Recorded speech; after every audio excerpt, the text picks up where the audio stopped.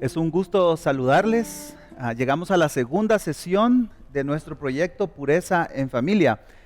Esta es una iniciativa de Iglesia Reforma y lo que anhelamos y deseamos es vivir en pureza, no solo como familias sanguíneas, ¿verdad?, sino como familia de la fe. Amén. Y en la sesión pasada estuvimos construyendo a partir de la base bíblica. ¿Qué nos dice la Biblia acerca de la pureza? ¿Por qué Dios nos manda a ser puros? Y en esta segunda sesión seguiremos construyendo e intentaremos responder esta pregunta. ¿Por qué es importante la pureza en todas las edades? ¿Es importante para los niños la pureza, para los adolescentes, los jóvenes o solo para los adultos? Estaremos construyendo sobre esta pregunta. Y para esta sesión nos acompañan Oscar y Regina Morales. Muchísimas gracias por estar con nosotros. Qué bueno estar aquí con todos. Muchas gracias por apartar este tiempo y compartir con nosotros acerca de este tema tan importante, la pureza en familia. Ahora, yo creo que todos hemos sido afectados de una u otra manera, de manera más profunda o más superficial, por el tema de la pureza o la impureza, ¿verdad?, desde el punto de vista negativo. Y si somos afectados individualmente, entonces llegamos a nuestros matrimonios con estas luchas, con estas batallas, con estos problemas. En su matrimonio, ¿cómo este tema de la impureza les afectó? Bueno, si somos honestos, sigue afectando. Creo que todos de alguna manera estamos quebrados por nuestro propio pecado y la sexualidad es parte de esto, ¿no? Y vamos a hablar de eso más adelante, pero tal vez de manera resumida, lo individual, como bien decías, al hacernos una carne bíblicamente, pues afecta a ambos. En mi caso, fue una historia de una vida desordenada, de víctima de abuso sistemático cuando estaba chiquito, cosa que confundió totalmente para mí conceptos acerca del amor, conceptos acerca de la sexualidad y todo esto, y queriendo a veces hacer bien las cosas y queriendo a veces que me importara un poco lo que sabía yo que estaba bien o que estaba mal, o que había escuchado, pues luché mucho con el tema de la sexualidad. Luego, cuando conozco a Regina, por mi misma vergüenza y obviamente porque no entendía claramente el Evangelio, escondí mucho de esto, ¿no? Y luego al casarnos empezamos, como termina sucediendo, ¿no?, a luchar con cosas que empezaban a salir de mi pasado. Yo me había pintado como como dicen en inglés, church boy, ¿no?, el chico de iglesia que no hace nada y que es un santo y que dirige la alabanza y a los jóvenes. Y pues obviamente esto no era del todo cierto, ¿no? Entonces, cosas de mi pasado empezaron a afectar el matrimonio. A este punto tampoco entendíamos claramente el Evangelio y creo que por la misericordia de Dios empezamos a caminar. Yo en el sentido de empezar a confesar las cosas y a explicarle que todo lo que ella había pensado en un momento de mí, pues no era cierto. Y eso, no del todo, pero empezó a darnos una idea de por dónde, ¿verdad? Sin ningún consejo, al menos consejo bíblico, porque consejos sobraban, pero consejo bíblico centrado en el Evangelio. Luego empezamos a entender el Evangelio, pero yo seguí luchando con esa culpa, ¿no? Y todo este desinstalar el chip de casi 30 años de lo que yo practiqué, de lo que yo hacía, de lo que yo pensaba, es bien difícil. Y luchar con esta vergüenza, ¿no?, de yo no quería traer toda esta, por ponerlo en una palabra, porquería de mi vida a mi matrimonio. Entonces empecé a desarrollar como un rechazo al tema de la sexualidad dentro del matrimonio, a pesar de que entendíamos que dentro de los parámetros de Dios esto estaba bien y todo, pero aún así me costó. Luego vinieron los hijos, cosa que todo padre sabe que hay como una pausa en nuestra vida íntima, prolongada a veces, ¿verdad? Y ahí es donde estamos ahorita. Todavía estamos luchando con este tema porque nos cuesta. O sea, ambos a veces terminamos sumamente cansados, agotados, y lo último que queremos es servirnos, que al final es lo que esa sexualidad. Esa es de mi parte, pero yo sé que Regina también tiene su... Sí, yo creo que de mi parte tal vez no es lo opuesto, pero sí viví en una niñez cristiana, donde se sentaron ciertos parámetros y entonces yo idealicé. Entonces es mantenernos dentro de estos parámetros, bajo estas reglas, porque va a llegar a ser un ideal. Entonces hay que cuidarse porque es un ideal, sin embargo, pues de chiquita fui expuesta, ¿verdad? Sufrí abuso también. Entonces, quiera que no, esa lucha entre distorsión de esto es lo que me dijeron, pero esto está pasando, crea una confusión. Sin embargo, yo soy más de mantenerme del lado seguro. Entonces, del lado seguro era siempre mantenerse, mejor hay que cuidarse, pero formé este ideal, que es así debería de ser. Y entonces, al llegar al matrimonio... Y se encuentra conmigo. Y al llegar al matrimonio, así como ese, tampoco, no es así ideal. Entonces, no es así de fácil, no es así de ideal, y no es algo que no necesite trabajar. Entonces, durante 28 años, formar una idea de me estoy guardando porque así va a ser, no es tan fácil. Claro. Entonces, era como un asunto de expectativa y realidad, ¿no? Exacto. Cuando llegas y tienes que enfrentarte con la realidad de que vivimos en un mundo caído, en un mundo lleno de impureza, y que eso está afectando profundamente nuestra propia vida. Sí. Y lo difícil de entender que es, vivimos en extremos, ¿no? Tanto el verlo como totalmente malo, que creo que ya lo vimos en la primera sesión, que es un regalo de Dios, o algo demoníaco incluso, como el idealizarlo y el idolatrarlo, ¿no? Y entonces, otra vez cuando haces de esa expectativa un ídolo y pensás que vas a ver al príncipe azul perfecto y te encontrás con Oscar, te das cuenta que no existe. Y esto nos estaba quebrando a ambos de diferentes maneras y de diferentes aspectos, pero todos pensamos, o al menos la mayoría pensaban, que si nos guardábamos y nos cuidábamos todo iba a estar bien. Y al final esa sigue sin ser la respuesta bíblica, ¿verdad? Entonces, yo creo que algo que agregaría ahí es, si nos guardamos en el matrimonio, todo va a ser fácil. Y el mundo lo pinta fácil. Como todo está ahí, como para los jóvenes todo es fácil, si lo haces es fácil, y entonces si lo haces estás más feliz. No, es un tema que hay que trabajar. Y que Dios nos lo dio como regalo, pero requiere trabajo y requiere esfuerzo. Y a veces no estamos conscientes que hay que hacer el trabajo, y cuando nos topamos con eso, es así como, qué cansado, o sea, ¿de verdad es esto? Entonces, yo creo que ese es el punto de partida. Claro, y yo creo, como dice Regina, que esto necesita mucha intencionalidad. Totalmente. Exacto. No solamente para rechazar lo impuro, lo malo de este mundo, la perversión, y yo creo que estamos expuestos a tantas cosas, ¿verdad? De pornografía, de moralidad, etcétera, pero también a perseguir, a correr en la dirección correcta, ¿verdad? Y prepararnos. Y hablando específicamente de la preparación, yo creo que, y yo creo que ustedes tienen mucha experiencia en el tema de la consejería a individuos, a matrimonios, a familias. Oscar, como pastor, como consejero, tú has visto la diferencia entre prevención y restauración, ¿verdad? Porque es como cuando llamamos a los bomberos cuando hay un incendio, ¿verdad? Sí. Cuando vamos a buscar ayuda cuando estamos muy, muy mal, ¿verdad? Sí. ¿Cómo has visto tú esta diferencia y cuál sería la ventaja de prevenir? Sí. Tristemente, tengo que ser honesto, he visto casos 9.9 veces de apagar fuegos. Muy rara vez, tal vez nunca he visto un caso de prevención bien hecho. Que se acerquen a consejería para prevención. En donde hemos empezado a verlo, al menos en nuestra iglesia, es en los prematrimoniales. Pero el problema sigue siendo de que la prevención de una sana y bíblica sexualidad no se resume a una sesión prematrimonial.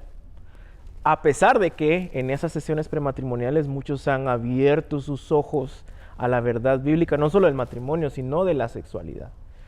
Pero tristemente han sido más, como decimos comúnmente, apagafuegos, ¿no? Entonces al final la diferencia es que ya estamos tratando cuando el daño ya está hecho. Contrario de la prevención, que muchos aún creen incluso que cuando algo pasa con su niño y van a buscar consejo, ya están previendo. No, ahí el daño ya está hecho. Tenemos que pensar todavía mucho antes.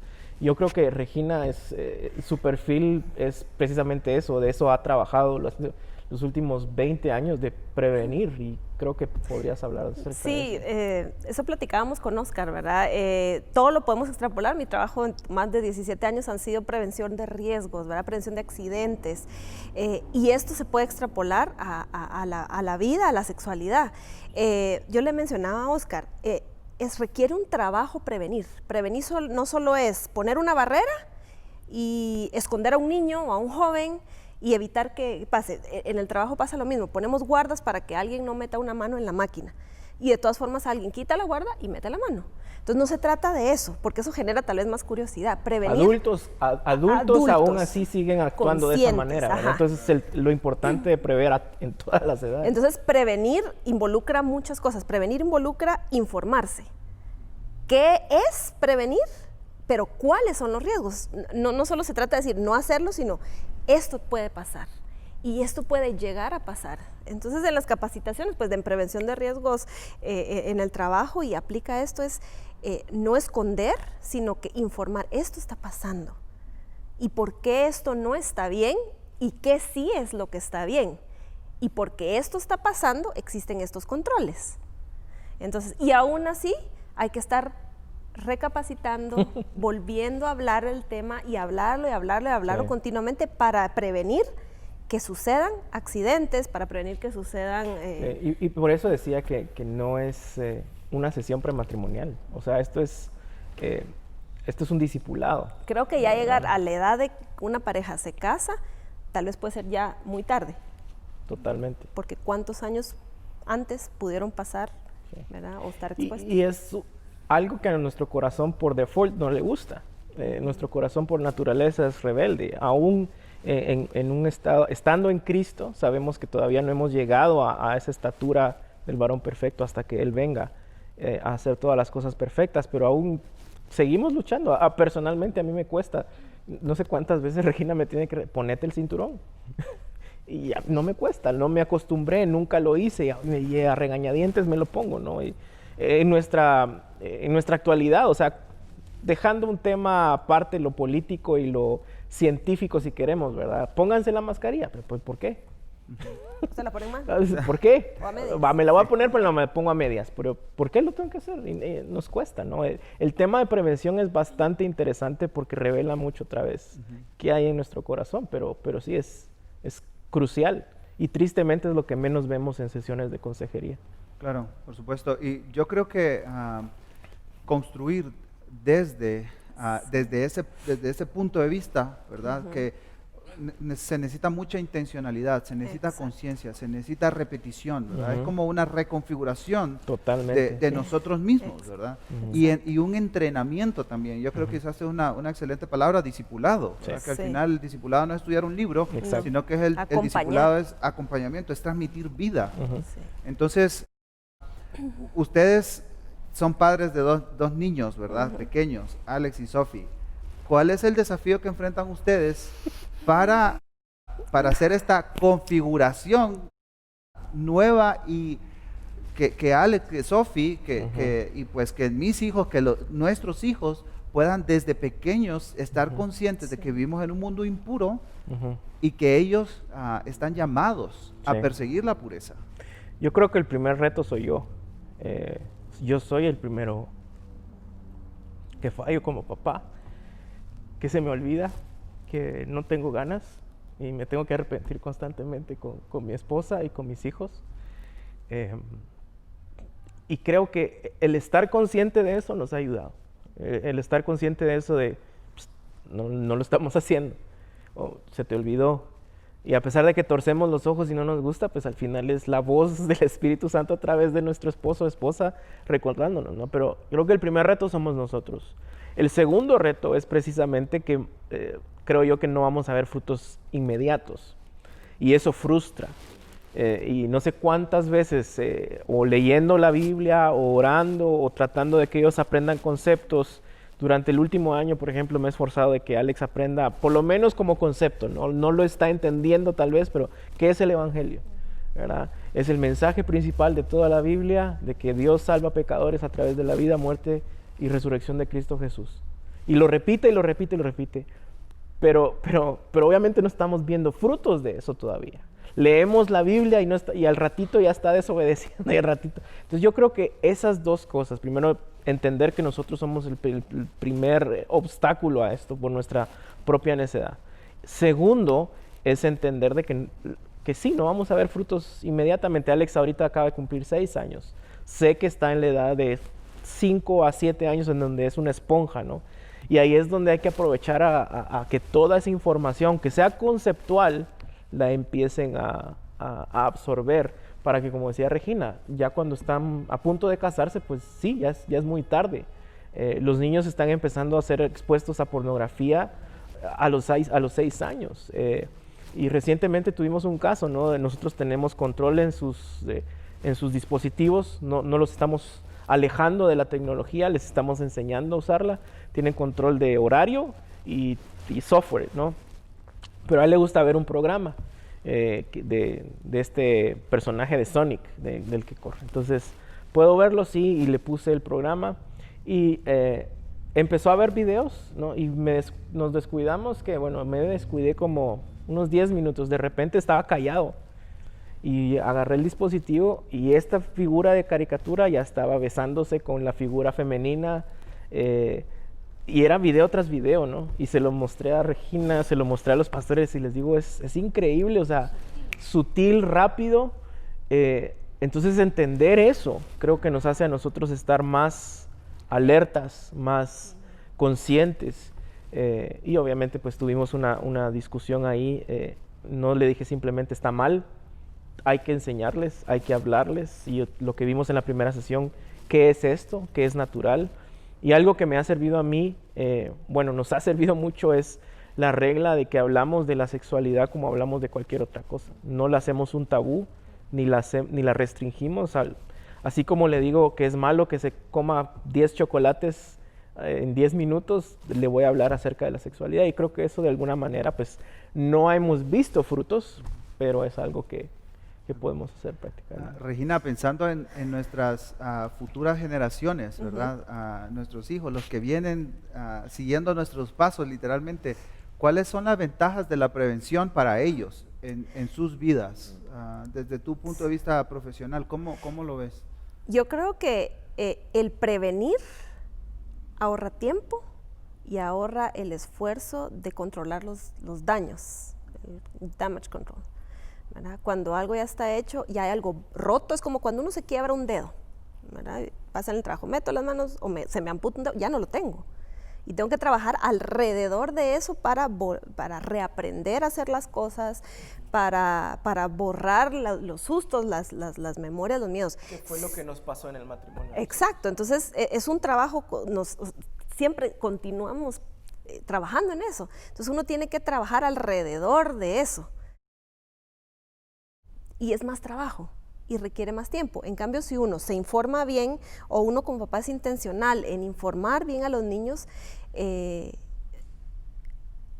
se llena la mente de ellos, que es una esponja, se llena la mente de ellos con cosas que les van a servir, en lugar de tener que desconstruir las cosas para volver a reconstruir.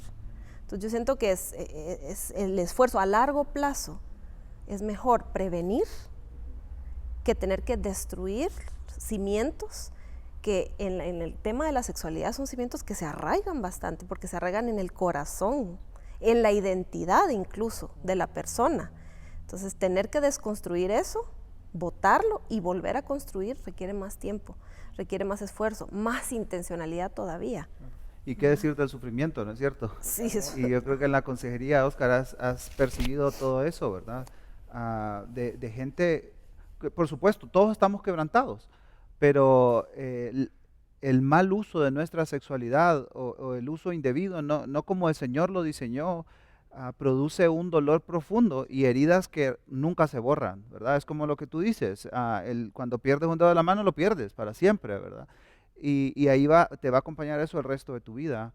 Entonces me parece un aporte excelente, ¿verdad? Lo que menciona Regina. Ahora, ¿qué elementos serían importantes considerar para enseñar pureza en todas las edades? Y obviamente nos estamos acercando a este tema desde un punto de vista de la paternidad, ¿verdad?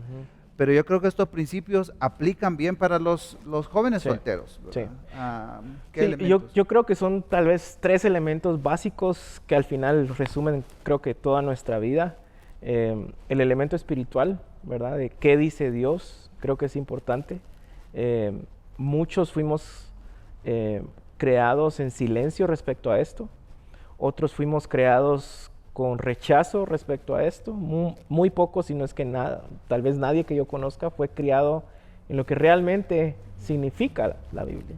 Y esto lo podemos ver de manera práctica cuando te acercas a alguien y le preguntas acerca del libro de Eclesiastés, Cantares y todos estos libros que hablan de nuestra humanidad y de nuestra sexualidad. Y los sobreespiritualizamos y entonces ya el aspecto espiritual se fue por el tubo. Entonces, el aspecto espiritual, el aspecto físico. Conforme ellos van creciendo y ahorita Alex tiene una hermanita chiquita, le estamos enseñando de cómo debe de manejar su parte física, sus partes, su privacidad, el cuidado que tiene que tener. Todas estas cosas creo que son importantes, cómo funcionan, cuál es la diferencia. Y desde esas conversaciones los papás a veces nos hacemos los locos. Ay, enseñale vos o decirle vos ay, no estés preguntando eso, ¿no? Y obviamente creo que también el aspecto científico en donde tenemos que enseñarles de nuevo que esto es natural, que esto es bueno, es un regalo de Dios como el hambre, como el sueño, pero que... Exacto, pero que todo esto lo tenemos que hacer bajo las reglas de quien nos los dio. Entonces constantemente le estamos diciendo a Alex, ¿quién te regaló esto? Papi. Entonces, ¿quién te puede decir cómo usarlo? Papi. Entonces, hacer ese tipo de relaciones creo que podrían ser buenas bases para tener estas conversaciones, ¿no?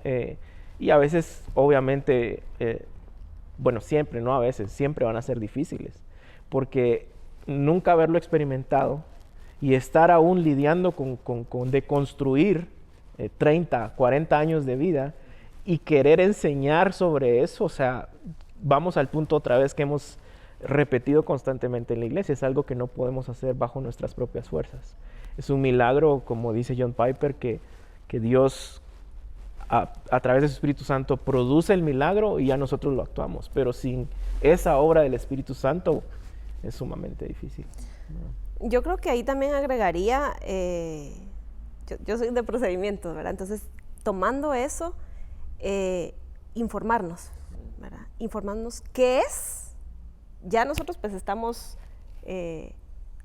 quebrantados en ese aspecto, pero no nos impide el informarnos bajo la luz de la palabra qué es y también qué hay en el mundo para saber responder las preguntas de nuestros hijos, porque nosotros vamos a poder agarrar la palabra, si nosotros leemos la palabra, tenemos las disciplinas espirituales, vamos a saber contestar, pero el mundo está bombardeando, y ya no solo está bombardeando, ya está creando esa capa sobre nuestros propios hijos.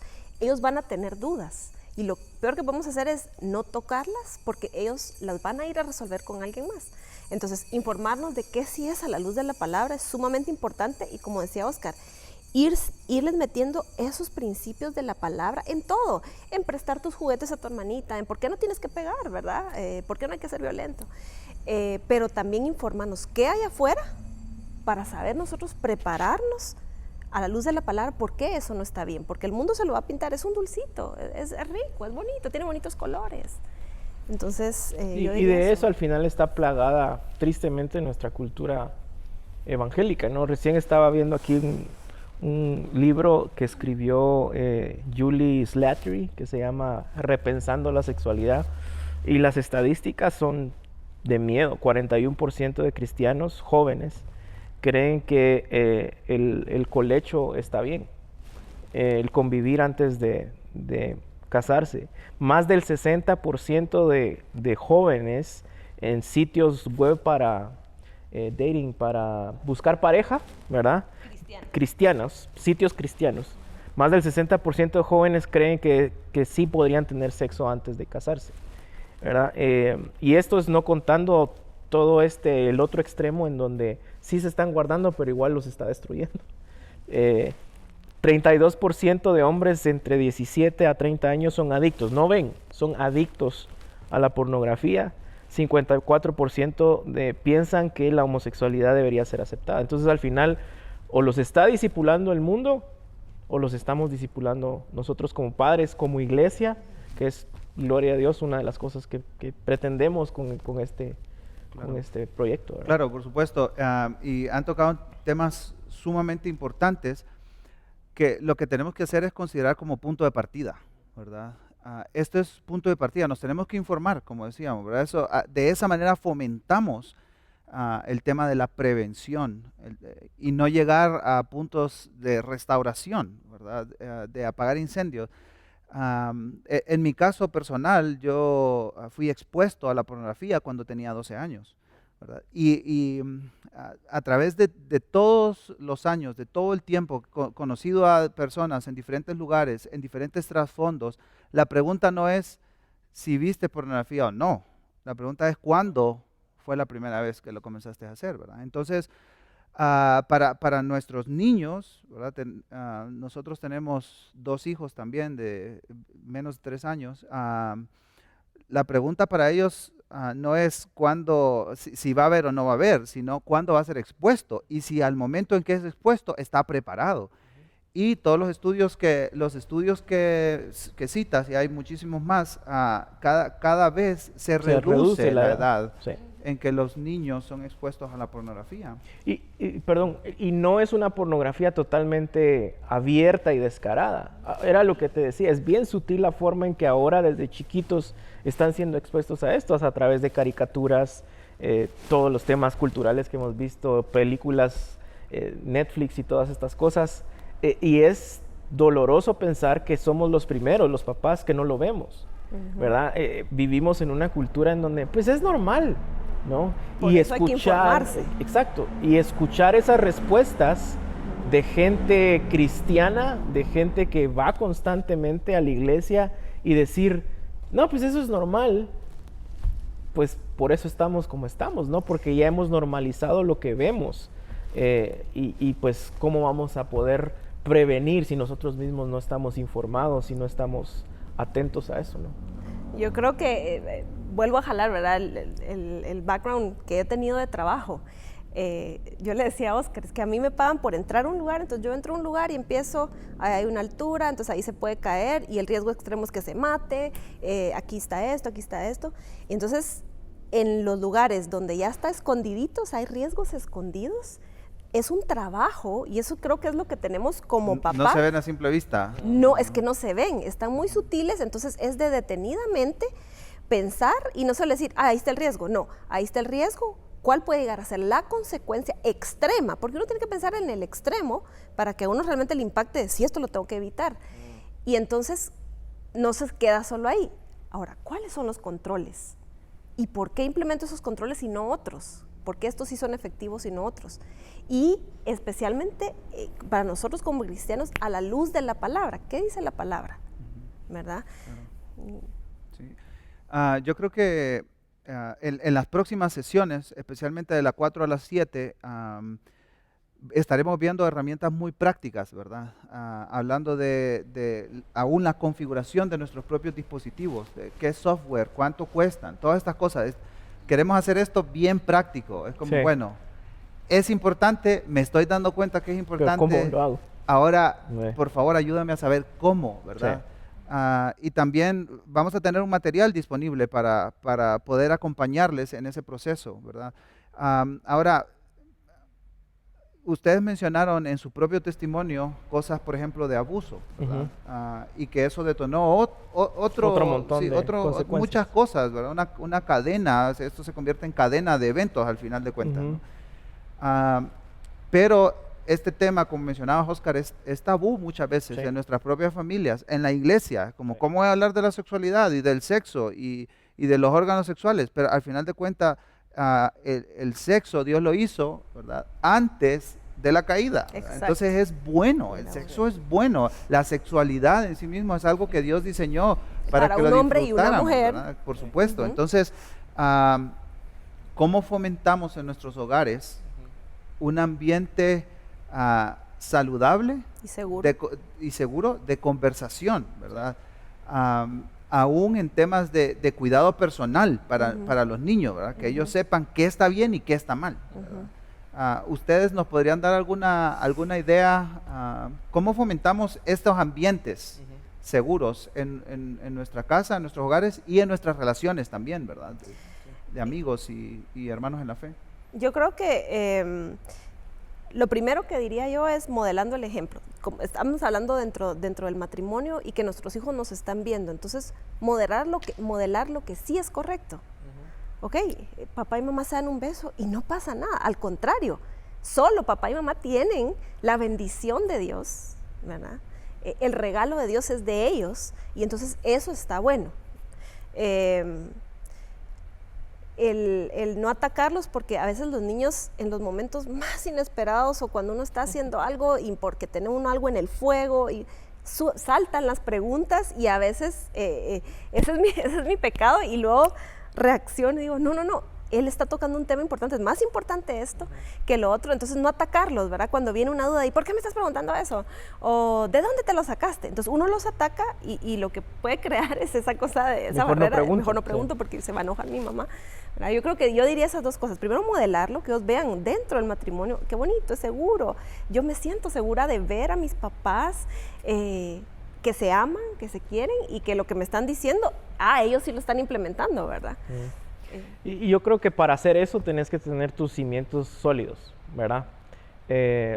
Por mi experiencia, por nuestra experiencia y por lo que leo en la Biblia, mi concepto, por ejemplo, del noviazgo ha cambiado radicalmente.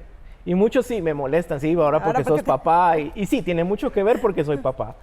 Pero ahora lo entiendo a la luz de mi propia experiencia, de lo que quiero ver en mis hijos. Entonces hablo de esto informado y con más seguridad, ¿no? Entonces hay una diferencia, por ejemplo, y no quiero sonar como que estoy juzgando a quienes sí lo hacen, pero de alguien que les diga, pues sí, puedes tener novio, pero espérate, a alguien que les diga, esto es un regalo de Dios para casarte. Así que tenés que saber escoger, esperar y estar listo, ¿verdad? Pero cuando aflojo mi convicción, y estoy hablando personalmente de, pues tené tu novia, pero tené cuidado y traela aquí cuando tienen 12 años y ya están llevando a los novios a la casa. O sea, ¿qué podemos esperar, verdad? Y de nuevo, estoy hablando de mi propia experiencia, de mis propias luchas, pero con un entendimiento más claro de lo que la palabra habla respecto a esto. Entonces, si no estamos seguros en nuestras posturas, vamos a fallar al momento de dar el ejemplo o de tener esa conversación de por qué se están besando esta caricatura, ¿verdad? ¿Qué es el beso? Tú has visto a mami. Niño niña, ¿verdad? Sí, y ahí es niño niña, porque hay otras caricaturas que ya se van a los otros extremos, ¿no? ¿Por qué has visto a mami y cuándo se besa papi y mami, ¿verdad? ¿Por qué? ¿Qué están demostrando? Y hay que tener paciencia porque otra vez no estamos hablando con adultos, ¿verdad? Van a hacer chistes, se van a burlar, pero otra vez creo que lo primordial es tener nuestros valores y convicciones sólidos, porque si no, entonces, pues si alguien tiene sólidos sus valores es la cultura y es la que termina discipulando al final a nuestros hijos. Claro, yo creo que es sumamente importante tener un ambiente seguro en la casa donde podamos conversar de estos temas, sí, ¿verdad? Y aún si un niño está en peligro de abuso, ¿verdad? Que él pueda saber también cómo identificar eso. Ahora, es un tema muy complejo que necesitaría otra sesión más, pero el punto es cómo nosotros fomentamos una cultura en nuestro hogar, en nuestra comunidad de fe, entre nuestros amigos, ¿verdad? Que nos estamos discipulando y creciendo unos a otros, que sea abierta, segura, también con discreción, ¿verdad? Con confidencialidad, con ese tipo de cosas. Y todo lo que han mencionado son elementos sumamente importantes. Ahora, yo tengo una pregunta práctica. Tú mencionaste que Alex estaba viendo un video, ¿verdad? Y surgió esta cosa, ¿no? Saltan. 10 minutos, ¿verdad? O sea, no necesita más tiempo YouTube para sacar esas cosas. Claro. Ahora, ¿qué paso sería importante tomar para la restauración en ese momento, ¿verdad? O, diciendo de la manera positiva, para prevenir, ¿verdad? o para educar a Para nuestros educar. hijos, ¿no? Y yo creo que es el mayor pecado a veces, al menos de mi parte, es el no estar pendientes. El creer que ellos están bien con la tablet en las manos y como ya tiene tiempo y software y todo, pues lo puedo dejar ahí, ¿verdad? El 80-90% del tiempo que ellos tienen tiempo de pantalla o acceso a algo están con nosotros. Y yo prefiero eso a decirles, andate a tu cuarto y ahí está tu tablet y ahí está el software, ¿no? De hecho, el otro día pues estábamos platicando y yo le decía a Oscar, es que no quiero que ni se ponga audífonos, porque yo necesito, no puedo estar sentada a la par de él. Entonces, estoy cocinando, pero estoy escuchando lo que está escuchando, lo que él está escuchando y salgo corriendo cuando... Entonces, eso por un lado. Y por el otro, en los momentos, primero yo diría preguntar, ¿cuál es tu duda? ¿Verdad? ¿O qué viste? ¿Qué te generó duda?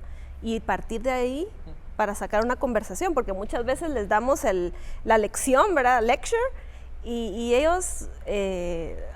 Ni entienden por ni qué le estamos entendieron dando por qué la le está. lección. Entonces, he aprendido en este tiempo de pandemia que ya no estoy trabajando y que estoy 100% en la casa, más que decirles es preguntarles, ¿pero por qué lo hiciste? ¿Verdad? ¿Por qué tiraste eso en el piso? ¿Por qué, qué te causó? ¿Te estaba riendo? ¿Por qué te reíste? ¿Verdad? Sí, en ese caso se quedó totalmente callado, ¿no? O sea, Ajá. fueron como, de repente noté, está bien callado. Es demasiado callado. Entonces fui y estaba cabal, estaba en la cama, ¿no? Ya. Y lo vi. Y otra cosa, no reaccioné como, ¿qué estás viendo? ¿Y qué te pasa? ¿No? Otra vez, es como que se haya comido un chocolate de más. Está mal, le va a hacer mal. A ver, hablemos de esto. ¿Qué viste? ¿Por qué lo viste? ¿Sabes por qué esto no está bien en estos niños que son caricaturas, pero son niños? Y entonces, de alguna manera sí articuló, sí, eso es algo que solo papi y mami pueden hacer, ¿no? Pero creo que la manera otra vez en la que nosotros estamos pendientes de qué está pasando, ahí es donde fallamos, o han fallado la mayoría, ¿no? Pues ahí están haciendo y denle su privacidad. No, estos son niños, nada de privacidad en cuestiones de tiempo en pantalla o de estar incluso con otras personas. Tenemos que estar pendientes en dónde están, con quiénes están, con quiénes van a salir. O sea, y nosotros hemos dicho, cuando toque, pues vamos a hacer la casa en donde todos vengan. O los papás que vamos a estar. De alguna manera tenemos que estar ahí involucrados, ¿no? Pero mucho de la falla ha sido nuestra, en donde no, pues ya tiene 10, 12 años, que se vaya ahí con sus amigos. Es que es cansado, o sea, es cansado. Yo le decía, esto es un trabajo, ¿verdad? Y muchas veces puede costar mucho. Tengo el ejemplo de un amigo querido, pastor. Sus hijos son los mejores futbolistas del estado en donde él vive, en Estados Unidos. Y los llaman y campeonatos y todo, o sea, tienen toda la posibilidad de llegar a ser profesionales, aman el deporte y llegaron a un punto en donde, bueno, los llamó el equipo, ¿no? El mero equipo, pero se van a tener que ir de gira con otros patojos y los entrenadores. ¿Qué haces como papá? Y cualquiera diría, no, pues es el futuro de ellos y dale. Y él dijo, buscó consejo con otros pastores, compartió un poco conmigo y dijo, no voy a exponer a mis hijos a lo que sé que los voy a exponer, porque no creo que va a pasar, ¿no? Entonces, y bendito sea Dios, ellos lo entendieron. De hecho, uno de ellos se va a bautizar en unos días, tienen 12 y 14 años. Claro. Al final de cuentas podemos decir que es la responsabilidad de los padres lo que pasa con los hijos, ¿verdad? Así es. Y obviamente hay ciertos límites, ¿no? Hasta ciertas edades, pero sobre todo en los años formativos nosotros tenemos mucho que ver en la vida de nuestros hijos, en cómo están siendo configurados Así es. hacia la pureza o hacia la impureza. Sí. Y hay una frase que me llamó muchísimo la atención. Russell Moore, que es un escritor bautista, él escribe en un artículo acerca de la tecnología, la paternidad y los hijos, ¿verdad? Y él dice, darles dispositivos a los niños sin filtros, sin protección, sin control, sin software, dice, yo lo comparo, dijo él, con las palabras de Jesús, que dijo, ¿qué padre de ustedes, si su hijo le pide pan, le va a dar una piedra? Y si su hijo le pide pescado, le va a dar una serpiente. Dice, cuando les damos estos dispositivos sin ningún tipo de control a nuestros hijos, nosotros le estamos dando piedras y pescado y serpientes, dijo Russell Moore. Y eso me quedó tan grabado a mí, ¿verdad? Porque Claro, yo creo que vivimos en una generación donde nuestros hijos nacen nativos en tecnología. Sí. ¿verdad? Claro. Ellos nacen con los teléfonos en las manos, literalmente. Exacto. ¿verdad? Ya saben cómo desbloquearlo a los 2 años. Sí, están en eso Sí.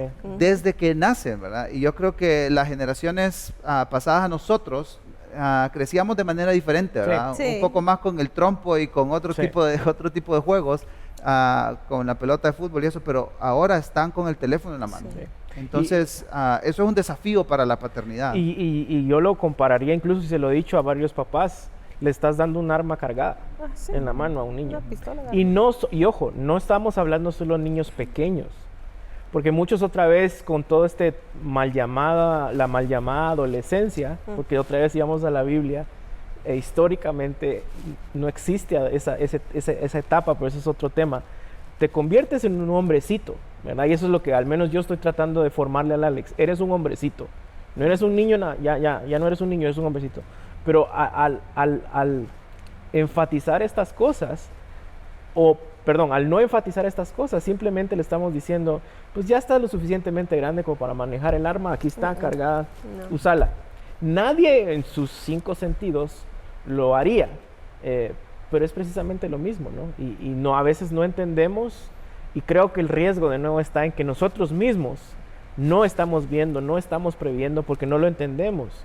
O Y nos otra vez, acomodamos. o nos acomodamos. Es tan cansado que dejo. Sí. Y que vemos la cultura, respuestas. que los amigos lo entretengan, Sí. ¿no? Y vemos respuestas como, pues es normal, ¿no? No es normal. Y ese creo que es el primer paso que nosotros tenemos que dar como papás, darnos cuenta de qué es lo que verdaderamente norma la palabra de Dios y qué no. Porque si yo lo veo como normal, pues cómo no voy a dejar que mi hijo lo use, lo vea o lo maneje como algo normal, ¿no? Regina, hablando de una manera muy, muy, muy práctica, Ujú. ¿verdad? ¿Qué le dirías a un padre, a una madre que acaba de descubrir que su hijo está viendo pornografía, que su hijo tal vez recién lo descubre viendo pornografía o que no sabe cuánto tiempo lleva viendo pornografía, o a un padre o una madre que descubre que su hija, que es una adolescente o una jovencita, o su hijo está involucrado sexualmente con su novio o su novia? ¿Qué le dirías? Yo sé que es una pregunta complicada, que así de manera breve, ¿qué le dirías? ¿Qué consejo le darías? Primero, que se siente a platicar. Más que hablar, escuchar. ¿Qué es lo que uno hace en sesiones de consejería? Uno primero se siente a escuchar, y mientras uno está escuchando, uno va amarrando y uno va dando los consejos. Primero es escuchar, porque uno como padre, eso es lo más difícil de ser padre. Que alguien vaya a un consejero, pues uno puede hablar. Uno como padre tiende a dar instrucciones, dar órdenes, y no lo deja uno hablar a los niños. Yo creo que escuchar, el primer punto práctico, y hacer preguntas. ¿Por qué? ¿Desde cuándo? ¿Cómo te sentís? ¿Qué pensás? Para después abordar. Ahora, para llegar a ese punto tenés que cultivar una relación con tus hijos. Y se oye hasta tonto decirlo, ¿no? Pues obvio, tenemos una relación, somos padre e hijo, pero no. Otra vez, muchos están presentes, pero realmente están ausentes. Y si no hemos cultivado esa relación de confianza, en donde me puede decir, hey, pues la regué, pues está bien que la regues, pero contame y lo vamos a solucionar, y van a haber consecuencias, pero es por tu bien. Las consecuencias y la ley es por tu bien, ¿verdad? Y otra vez son cosas, por ejemplo, que con Alex repite, tal vez no lo entiende, pero ya lo repite, ¿verdad? ¿Para qué está la ley? Por mi bien. ¿Por qué te estoy corrigiendo? Porque Dios te mandó a corregirme por mi bien. No lo entiende, bueno, no sé, pero tiene 6 años, pero ya lo está repitiendo. Pero si no cultivamos eso, difícilmente cuando pasen estas cosas en una sentada nos van a contar y nos van a decir, y se van a abrir con nosotros. Y si ya no lo cultivamos, porque muchas veces cuando ya pasó el accidente es porque no hicimos el trabajo anterior. Yo lo primero que diría es buscar consejería. ¿Verdad? Buscar consejería, acudir a la familia, a nuestra familia espiritual, y buscar a alguien de confianza y decir, ¿cómo abordo esto? Porque es muy difícil, ya uno como papá, uno ya está nublado o ya tiene ese duelo de que mi hijo ya físicamente, ¿verdad? Es como ya no tiene un dedo, ¿verdad? Entonces es ese duelo Entonces, ¿cómo lo abordo? Al recibir esa consejería, pues acudir. Claro. Acudir Y se escuchar. puede, lo hemos visto. O sea, yo he visto jóvenes que se han acercado conmigo, que sus papás no lo han hecho y en algunos casos lo hemos hablado abiertamente con los papás, en otros no. Pero ese proceso, ¿no? De hablarlo, de cómo vas y todo esto, se han visto frutos. ¿Por qué? Porque al final no depende de lo que nosotros hacemos. Totalmente. Depende de lo que el Espíritu Santo que está en nosotros puede hacer. Y en eso descansa toda nuestra paz.